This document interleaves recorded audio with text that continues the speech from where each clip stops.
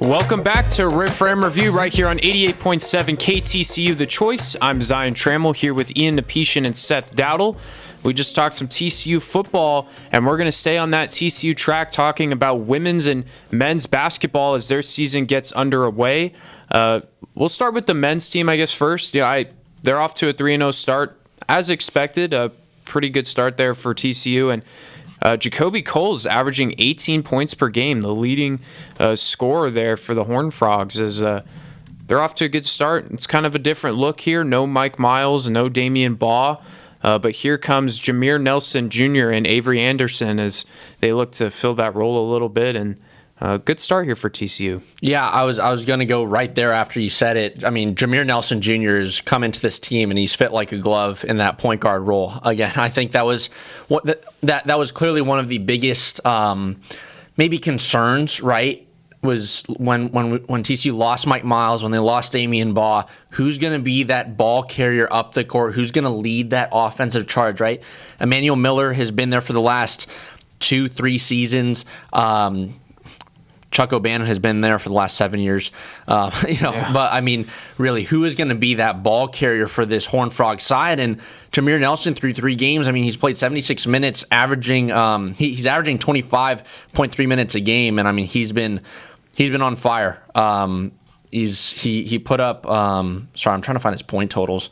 Can't find it right now, but I've been watching some of the games, and he's really fit in well with this team, much better than I had initially expected. But really impressed by TCU men's basketball and how they've started the season. I mean, they should be winning all these games, and they're doing their job. So that is of note because last year they did not win these games convincingly. In fact, they lost one of them, and that looked like it was going to derail the season, and it did not. But they certainly could have gotten a better seed in the NCAA tournament had they not lost to. Who did they lose to? It was Pine Bluff? No, they beat Pine Bluff by 3, 1. Yeah, it was like a game winner. Was it Northwestern State? Oh, Northwestern State University from Louisiana. Yes. That's right. Yes. But right now, they're doing their job. They've beaten every team by 20+. Last night, another big win against UTRGV, and the cupcake schedule continues with Mississippi Valley State, Alcorn State, and Houston Christian before playing Georgetown, Clemson, and Arizona State back to back. When those games, will be a little bit tougher. So it's good to see the team, taking care of business. They're playing fast, just like they did last year when they led the NCAA and when they led Division I in fast break points. That was kind of the identity of that team, and I don't expect that to change really going forward. That's kind of how Dixon has built it. But yeah, an impressive start. Yeah, one thing I want to look at from this men's team moving forward is their three-point percentage and free throw percentage, because those were two really critical parts that was missing from this team. So far this year, they're shooting 82% from the free throw line. They've missed 7 this season, and they are shooting 38% from three-point. And wow. Jacoby Coles is 6 of 10 from beyond the arc. I've mentioned him already, but man, what a season he's having so far. This is notable because last year, as you said, Zion, they stunk in both of those categories. Mm-hmm. And the free throws really came up a lot. Yeah, that's what killed us last year was the free throws. They could have won so many more games had they just sunk. Like sometimes it was the case where it was like if you just made 2 or 3 more, you win. And then the three-point percentage, it's simply difficult to win basketball games in 2023 if you can't shoot the 3 very well. It is not impossible, but it's very difficult. Yeah, that's just where the game is going, right? And one thing I love about this team under head coach Jamie Dixon, I mean, this has been his scheme for however, for the entirety of time he's been here at TCU, but it's this fast break team. Look for them on the transition. One thing last night when I was watching the game against UTRGV, I was actually working EVS, so I was watching it a lot. But in detail. Yeah, especially in detail. But the team turned the ball over so much in the first half. It was one of the sloppiest games I had ever seen. And I mean, I'm going to giving them the benefit of the doubt. Look, this is their 3rd game. I mean, you're going to have games like this. But what's good is that the team hunkered down. They found their way. They got out to a good lead and then beat them by 33 by a score of 85-55. But yeah, I mean, going back to what you said, Zion, again, it's the free throws that are the biggest part for me. Free throws, yes, it says free in the name, but they really are free. You need to make your free throws if you want to win games. And again, last season, it just came down to looking at that free throw percentage and being like, guys, we can't miss from this close away. It's unacceptable. And I think, again, that's what was tough about last year is that TCU knew the problem. They were just unable to fix it. Whereas this year, they've gotten off to a good start, hoping that that can continue. And if they kind of start here this early in the season, setting those standards for the team, I can really see this team taking off once conference play hits and really making a good run in the Big 12. Yeah, this team is deep, man. I really like what we've got. Micah Peavy returning. Emmanuel Miller is, I think, the biggest returner, the biggest key, I guess, to this Horned Frog team, because he's kind of like a do-it-all player. Like, he can shoot the mid-range. Occasionally, he'll shoot a three. He's actually, what is he? 3 for 7 from 3 this year, so that's pretty good. He can rebound, he can finish. I mean, he's got great bounce. So I really like that Emmanuel Miller is back, and he's going to provide a lot of critical minutes for TCU. Yeah, and personally, I feel that Emmanuel Miller has been and will continue to be the most NBA-ready player on this TCU team. I said it when he first came to TCU back in 2021 from Texas A&M. He just looks like the most NBA-ready guy. He's an all-around player, like you said. He plays defense. He knows how to use his body in the paint. He knows how to drive. But he's also a good passer of the ball. And his ability to drive down to the baseline, pull up, and hit a mid-range jumper is just sublime. I mean, he is an all-around great athlete. I love watching him. And he's going to be huge for this team. Again, like last year, Micah Peavy really stepped up this year. Last year is Micah Peavy and Jacoby Coles, and it seems like they're really doing this exact same this year, which is good to see, because I know those two guys had a tough 2021 season, well, 2021-2022 season, but really looking forward to what these guys can bring. And just like you said, this is a really deep team. You've got a lot of guys on the bench that you can use and rotate in, so really excited for what's to come. Yeah, it's going to be a lot of fun with this men's team, but I got to admit, guys, I'm really excited. I'm probably more excited about this women's basketball team because last year sucked. I mean, there's no other way to put it. It was terrible. They won 6 games last year. And here comes Mark Campbell from Sacramento State.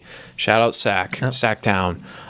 And he has already, in my opinion, transformed this program into what maybe not in the this season. Who knows? Maybe they could be, but down the road, they are going to be legit. And there's a lot to like here. Madison Connor is having a monster season, 22 points, 8 rebounds as a guard. That's incredible. That actually leads the team, second on the team in rebounds. And she's a great sharpshooter, can knock down that 3 ball from any point on the court. And then you got Sedona Prince, who we had on the show a couple weeks ago. Yep. She's been fantastic down in that paint with her size and rebounding ability. But TCU's 4-0, first time in 4 years. I love it. Yeah, no, this team is looking really good. Again, like you said, Mark Campbell's really transformed this team for the present, but also looking ahead to the future. I know we'll touch on it later, but Haley Cavender being the biggest headline pretty much in college sports, I'd say, at least in basketball, in college basketball, over the last 24, 36, 48 hours. But again, Mark Campbell has really come in. He's imposed his game really quickly, which I'm surprised about. I wasn't sure how he'd be able to get these girls to all play the style that he wants and be as effective as they are. But he's really doing it well. Madison Connor has just been outstanding. She won Big 12 Player of the Week. And, I mean, today against Incarnate Word, she had 17 points. Sedona Prince had 26 points today. That's a career high for her. And then all these starters are playing quite a bit. Each of the starters today went 30 minutes or more. And that was a big talking point in the offseason, was getting everybody fit, really, right? And having the legs and that endurance to put these girls all the way through these 4 quarters. And really, really happy to see this team. They won 8 games last season. So they've basically halfway there. They've won 37% of the games that they did last season now, which is crazy. So I have a question. Looking at their non-conference schedule, and let's play a game. You want to play a game? Let's do it. Little game. Let me get up their non-conference schedule. Let's predict their record heading into conference play against BYU on December 30th. All right, they have 1, 2, 3, 4, 5, 6, 7, 8, 9 non-conference games remaining before December 30th when they play BYU. What do y'all think their record will be heading into that game? I mean, looking at the teams here, they've got Army, UTEP, Nebraska, Tulsa, Abilene Christian. I don't know these teams personally, so I don't know. Go off brand recognition, you know? Yeah, I mean, maybe Abilene Christian might get a win. I don't know. Seriously, ACU comes into that for me just one thing about baseball. Because they always have our number. Yeah, exactly. I'm going to say 7-2, maybe 8-1, maybe, but I think through that stretch of 9 games. Yeah, I think so. I'm there too. I'd say 7-2. I don't know much about the teams that they're coming up to play, but a lot of these games are at home for TCU. That's big. And that's huge. Only 2 of them are not. Yep. And that's for a St. Petersburg showcase down in Florida too. Yeah, so. and that's notable, you know, while non-conference crowds for both men's and women's are not usually, the biggest raucous crowds, saw today that there can be raucous crowds if you give them a reason to come. And these kiddos, there was 3,200 elementary school kids. Field trip day. Oh, it was so loud. It was so loud. I ventured over there just to see what's going on. I was thinking about maybe I had some time. I might just pop in for 15 minutes or so. I could hear them outside the arena. My. Jeez. And that deterred me from going inside. Yeah. Because I was like, I might be the only adult in this room right now. I don't want to be a babysitter of 3,200 kids if I have to. But yeah, I think I'm with y'all. I think there might be one hiccup. There's always the thing about that not worries me, but could get them is that this is still a new team, and we kind of have seen it a little bit.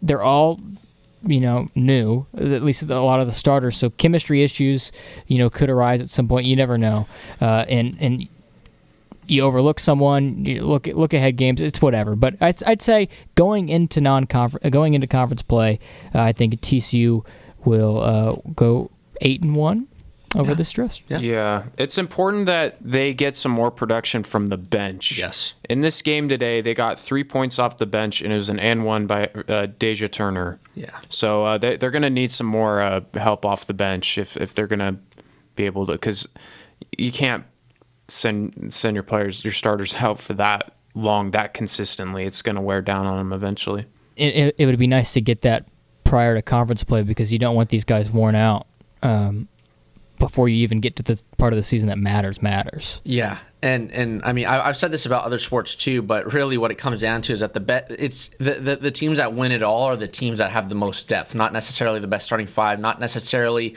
the best 9 guys on the field, not necessarily the best 11 guys on defense or 11 guys on offense. It's you look down your 53-man roster, you look down your entire bench in basketball, you look down the dugout in baseball. It's what do those players that don't play all the time do for you, right? And it's important that they get into a rhythm so they know that, hey, we also have a standard for ourselves that we need to step up for the team in certain moments. Like you said, 3 points off the bench. Yeah, TCU got the win today by 6 points over Incarnate Word, which, preferably it should have been more. It could have been more. But yeah, the teams that win it all have that depth, right? And hopefully TCU over these next 9 non-conference games can kind of develop that a little more. Again, it's very early in the season, but if they can develop that and have their starters continuing to play at this truly efficient rate on the court, I mean, I feel like the sky could be the limit for this team. Yeah, we're excited about this women's basketball team. Want to welcome Haley Cavender to Fort Worth.